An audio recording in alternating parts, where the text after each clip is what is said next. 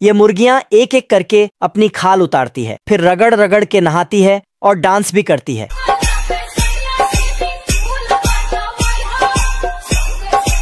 बत्तख उनको नई खाल पहनाती है। रोटी खा लो। उसके बाद बत्तख उन सबको खाना देती है। ये देना। तो मुर्गियां उसे खाने लगते हैं। खाना होने के बाद बत्तख फिर सभी मुर्गियों को वापस घर लेकर आता है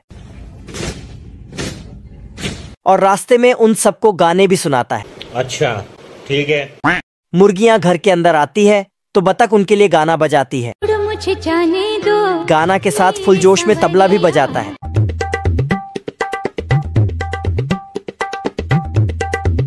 तो मुर्गियां खिड़कियों से निकलती है और अंडे देकर अंदर जाती है और बाहर आती है। बवाल चीज है बे।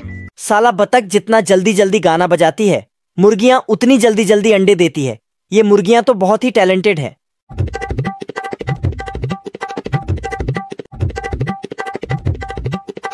बत्तख इन सबकी अंडों को नाप तोल करता है। गजब। फिर बत्तख मुर्गियों को उनके घोंसले तक पहुंचाती है। चलो। उसके बाद बत्तख सभी अंडों को लेकर मार्केट में बेचने चली जाती है। एक गिर जाता है तो उसे पकड़ लेता है। बत्तख अंडों को बेचने के लिए अंदर जाता है तो इधर लोमड़ा घात लगाकर बैठा है। मौका पाते ही अपनी सारी औजार उठा के मुर्गियों के घर तरफ चल देता है। फिर अपना औजार निकालकर छेद करने लगता है। मुर्गियां ये सब देखते ही हमारा घर, हमारा द्वार, हमारा। बत्तख मुर्गियों की आवाज सुनकर 100 के स्पीड से आती है। अंदर आकर बोलती है, कौन है बे? लेकिन बत्तख दौड़कर आकर देखा तो ये छपरी लोमड़ा है। अच्छा बेटे टिकटॉकिए हो। चुपके से आगे आता है और उसके थैले से कुछ निकलता है। लेकिन फिर वापस आता है तो इसके दिमाग में एक दो आइडिया आता है। बत्तख कुत्ते के पास आता है। हाँ भाई सुन ना, सामान लेके पहुँच और बंदे लोग को भी कॉल कर दे।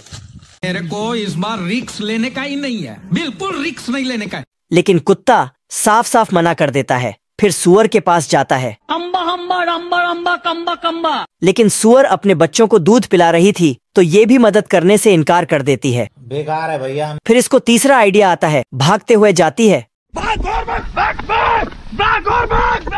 और पानी में कूद जाती है। पानी के अंदर आके मछली से बोलती है, टूट गया मैं तो। अब ये कैसे हो गया? लेकिन मछली पानी से बाहर आ ही नहीं सकती थी तो मदद कैसे करती। तो वह अकेली छापरी लोमड़ा से मुकाबला करने जाती है। इधर लोमड़ा सभी मुर्गियों को पकड़कर झोले में भर रहा था। तभी बत्तख पीछे से आकर उसकी पूंछ खींचने लगती है। अबे साले। लोमड़ा ने मुर्गियों को भर के झोला उठाया और 9-2-11 होने लगा। बत्तख गुस्से से उठता है और घोड़े से भी तेज भागने लगता है और पेड़ में सुरंग बनाकर निकल जाता है। इधर लोमड़ा मुर्गी का काम तमाम करना चाहता था, लेकिन मुर्गी कुल्हाड़ी को ही पकड़ लेती है। फिर मुर्गी भाग जाती है। बत्तख आती है और कुल्हाड़ी लेकर जाती है। इधर लोमड़ा मुर्गी के पीछे भाग रहा था। लोमड़ा मुर्गी को पकड़ लेता है। तभी बत्तख आती है तो फिर से मुर्गी फरार हो जाती है और लोमड़ा भी जान बचाकर भागने लगता है, लेकिन पेड़ पर जाकर टकराता है।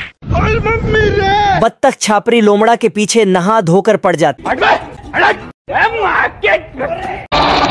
लोमड़ा जाकर पेड़ में चढ़ने लगता है, लेकिन बत्तख पेड़ को ही काटने लगती है, जिससे पेड़ छोटा हो जाता है और लोमड़ा ग्रेविटी को चकमा देकर भागे जा रहा था। तभी लोमड़ा को ख्याल आया। बत्तख लोमड़ा के ऊपर कुल्हाड़ी फेंक दिया तो कुल्हाड़ी लोमड़ा के पीछे भागने लगा। रास्ते में पेड़ आते हैं तो पेड़ को भी काट देते हैं, जिससे लोमड़ा का पूंछ दब जाता है और लोमड़ा बत्तख ने लोमड़ा की पूंछ का झंडा बनाया। आप कहाँ थे ज्ञानी बाबा? अगर आपको ये वीडियो थोड़ा सा भी पसंद आया हो तो एक प्यारा सा कमेंट जरूर करना।